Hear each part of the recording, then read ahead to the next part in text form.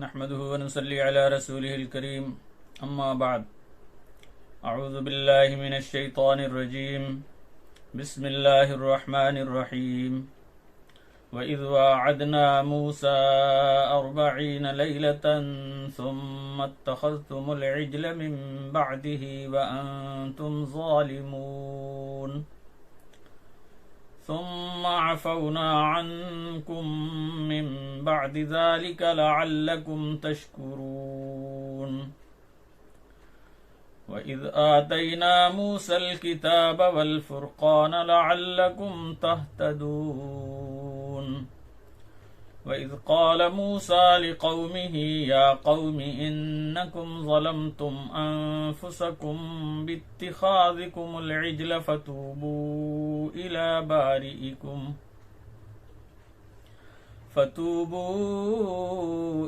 بارئكم فاقتلوا أنفسكم ذلكم خير لكم عند بارئكم فتاب عليكم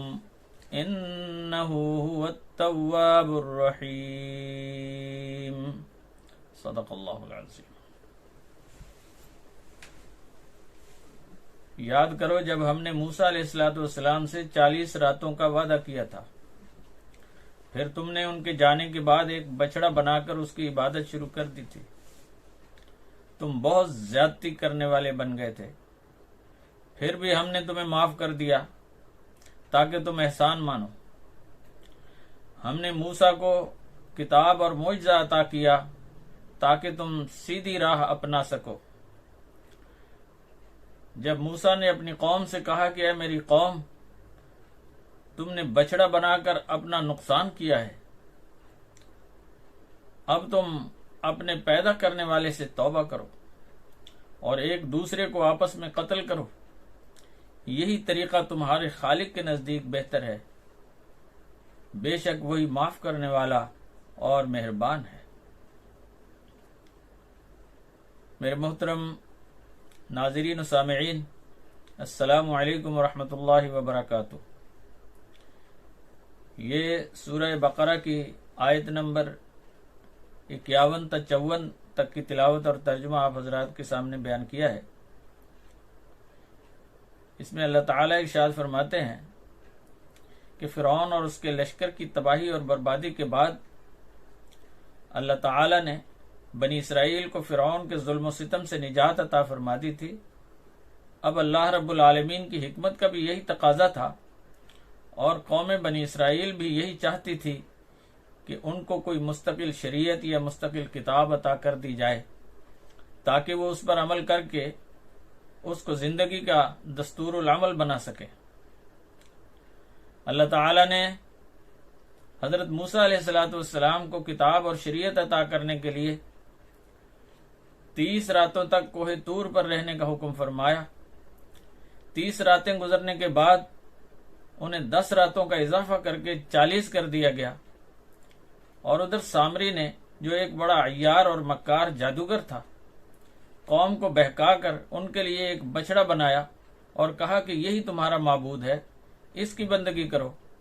بچڑا جس سے عجیب و غریب آوازیں بھی نکلتی تھیں۔ بہت سے ضعیف العقیدہ لوگوں نے اللہ کی بندگی کو چھوڑ کر اس بچڑے کی پوجا کرنا شروع کر دی تھی، مگر انہی میں بہت بڑی تعداد ایسے پختہ عقیدے کے لوگوں کی بھی تھی جنہوں نے بچڑے کی پوجا نہیں کی تھی۔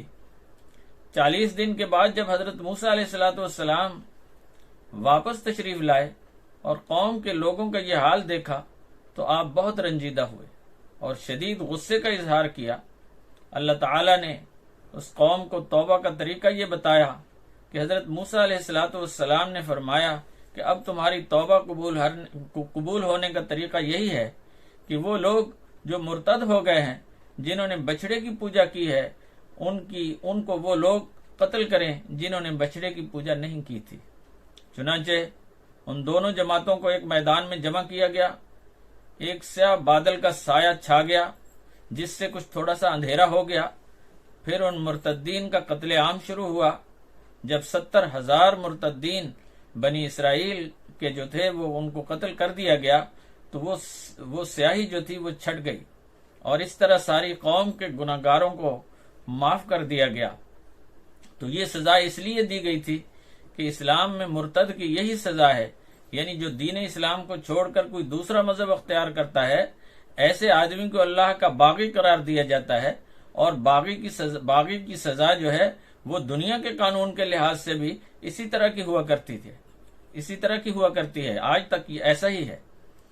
اس کے بعد آگے ارشاد فرمایا وَإِذْ قُلْتُمْ يَا مُوسَىٰ لَن نُّؤْمِنَ لَكَ حَتَّىٰ نَرَى اللَّهَ جَهْرَةً فَأَخَذَتْكُمُ الصَّاعِقَةُ وَأَنتُمْ تَنظُرُونَ ثُمَّ بَعَثْنَاكُم مِّن بَعْدِ مَوْتِكُمْ لَعَلَّكُمْ تَشْكُرُونَ۔ فرمایا اور یاد کرو جب تم نے موسیٰ سے کہا ہم تمہارے اوپر اس وقت تک ایمان نہیں لائیں گے جب تک ہم اللہ کو اپنے سامنے نہ دیکھ لیں، پھر تمہیں بجلی نے آ گھیرا اور تم دیکھتے رہ گئے، پھر ہم نے تمہیں تمہارے مرنے کے بعد دوبارہ اٹھا کھڑا کیا، شاید کہ تم شکر گزار بن جاؤ۔ تو یہ آیت نمبر 55 اور 56 ہے کہ جب حضرت موسیٰ علیہ السلام کوہ طور سے توریت لے کر واپس تشریف لائے تو وہ لوگ جو بچھڑے کی پوجا میں لگے ہوئے تھے ان میں سے بعض گستاخ لوگوں نے کہنا شروع کیا کہ اے موسیٰ تم کہتے ہو کہ اللہ تم سے باتیں کرتا ہے، ہم اس بات کا کیسے یقین کر لیں؟ ہم تو اس وقت تک یقین نہیں کریں گے جب تک اپنی آنکھوں سے اور کانوں سے سب کچھ دیکھ اور سن نہ لیں۔ حضرت موسیٰ علیہ السلام نے پوری قوم میں سے 70 ذمہ دار لوگوں کو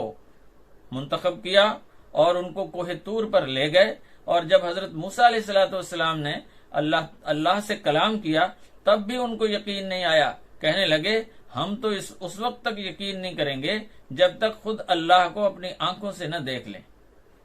اس گستاخی پر ایک ایسی زبردست چمک پیدا ہوئی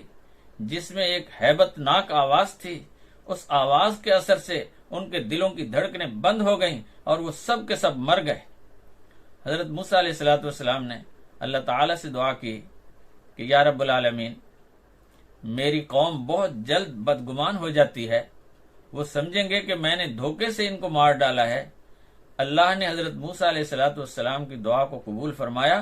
اور ان کو دوبارہ زندہ کر دیا، اور دوبارہ زندگی یقیناً ان کے لیے ایک بہت بڑا انعام تھا، مگر اس کے بعد بھی انہوں نے اس بات کی قدر نہیں کی۔ تو اللہ تعالی مجھے اور آپ کو سمجھنے کی اور عمل کی توفیق عطا فرمائے۔ باقی کے واقعات انشاءاللہ آئندہ بیان ہوں گے۔ وآخر دعوانا ان الحمدللہ رب العالمین۔